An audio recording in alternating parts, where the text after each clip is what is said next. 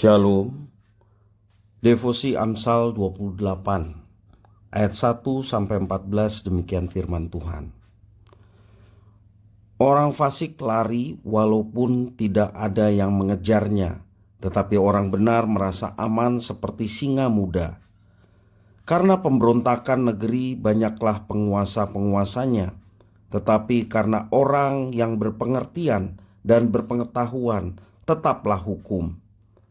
Orang miskin yang menindas orang-orang yang lemah adalah seperti hujan deras tetapi tidak memberi makanan. Orang yang mengabaikan hukum memuji orang fasik, tetapi orang yang berpegang pada hukum menentangnya. Orang yang jahat tidak mengerti keadilan, tetapi orang yang mencari Tuhan mengerti segala sesuatu. Lebih baik orang miskin yang bersih kelakuannya daripada orang yang berliku-liku jalannya sekalipun ia kaya. Orang yang memelihara hukum adalah anak yang berpengertian, tetapi orang yang bergaul dengan pelahap mempermalukan ayahnya.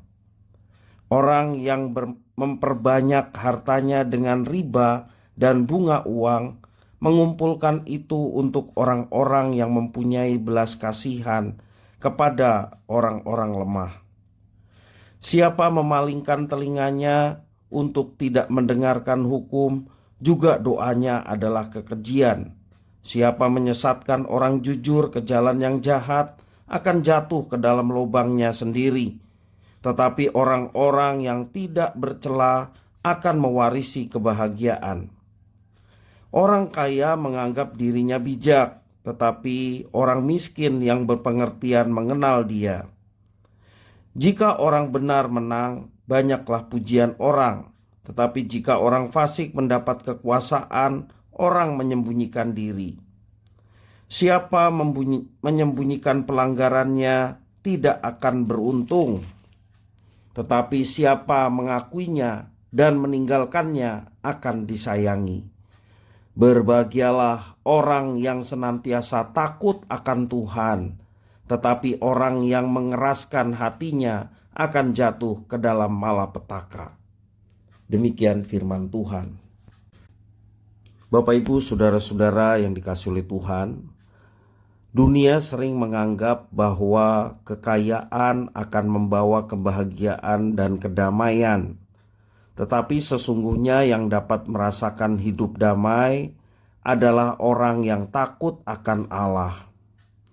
Firman Tuhan hari ini banyak mengkontraskan antara kehidupan orang fasik dan orang benar. Orang fasik selalu hidup dalam ketakutan. Mereka bahkan digambarkan akan berlari sekalipun tidak ada yang mengejar. Hal itu merupakan hukuman Allah terhadap umat yang tidak setia.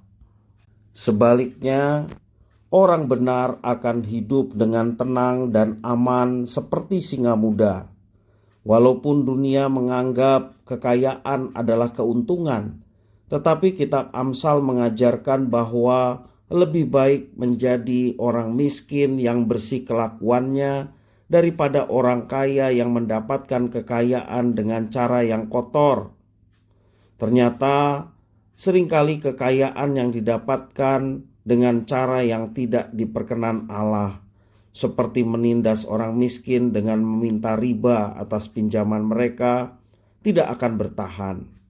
Sebab Tuhan Allah akan memberikannya kepada orang yang memiliki belas kasihan kepada orang miskin. Hal itu juga terjadi dengan Raja Ahasweros. Di dalam Ester pasal 8 ayat yang pertama, Raja Ahasweros memberikan kekayaan Haman kepada Ester. Kita tidak seharusnya mengukur kebahagiaan dan rasa tenang dengan ukuran kekayaan. Sebab kebahagiaan dan ketenangan hidup hanya bisa diperoleh jika kita hidup dengan benar. Hidup sebagai orang yang takut akan Allah dan menjalankan perintah-perintahnya. Tentu saja memiliki kekayaan bukanlah dosa jika kekayaan itu kita dapatkan dengan cara yang diperkenan oleh Tuhan dan merupakan berkat dari Tuhan. Namun, jika kita melakukan apa yang tidak diperkenan oleh Tuhan Allah untuk mendapatkan kekayaan, maka kekayaan tersebut tidak mungkin memberikan ketenangan kepada kita. Kekayaan itu juga akan mudah lenyap. Tujuan hidup kita sebagai orang Kristen adalah memuliakan Bapa di surga, bukan menjadi kaya. Mari berfokus untuk hidup dengan cara yang diperkenan oleh Tuhan Allah dan menikmati bagian apapun yang Tuhan berikan kepada kita. Dia yang melihat kesungguhan hati kita di dalam menyembah, memuji, dan melayani Dia.